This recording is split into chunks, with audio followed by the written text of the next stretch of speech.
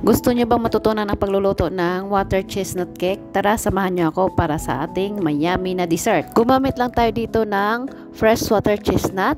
Ibabad lang natin muna ito sa tubig para maging malambot yung mga dumi niya. At sa ating kaldero naman, maglagay tayo ng 1.5 ng tasa ng tubig. At lagyan natin ito ng isang slab na sugar. Kung walang slab sugar, pwede kayong gumamit ng brown sugar.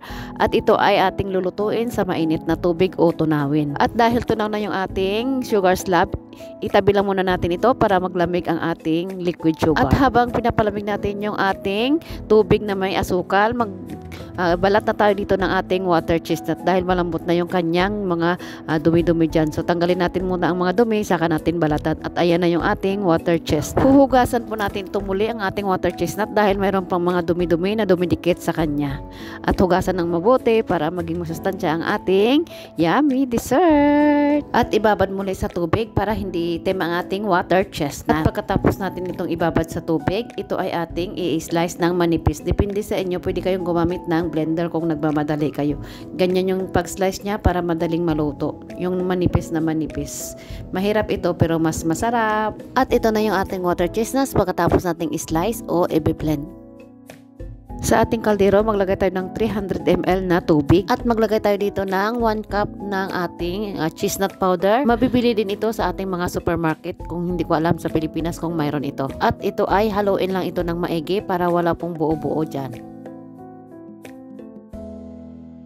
At ilalagay na natin yung ating sugar na kanina na tinunaw ng ating slab. Kung wala kayong sugar, pwede kayong gumamit ng powder ng 1 cup na sugar powder. Depende yan sa inyo kung gaano katamis. At maglagay tayo ng 1 cup ng ating water chestnut na kaninang slice na natin. At saka ito ay ating lulutuin. Ang pagluluto nito talaga, kailangan talagang consistent ang inyong paghalo dito. Dahil ito ay madaling madikit sa ilalim. O katulad ng nagluluto kayo ng maha, ganun yung consistency niya.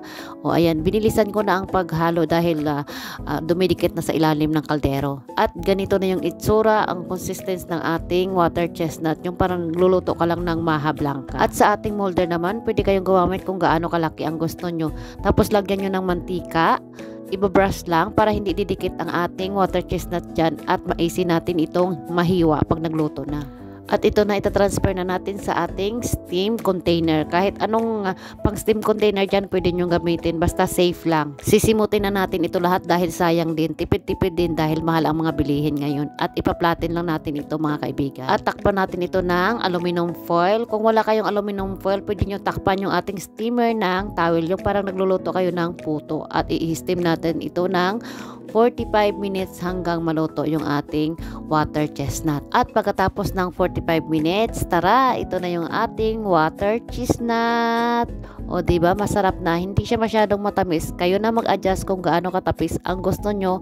Kung ayaw yun ng maraming sugar, mag-adjust na lang po kayo. At ilalagay natin ito sa ating ref ng overnight o 2 araw bago natin ito lutuin. At ito na, magluluto na tayo ng ating water chestnut. Ito ay pripituhin lang po ito mga kaibigan sa ating mantika.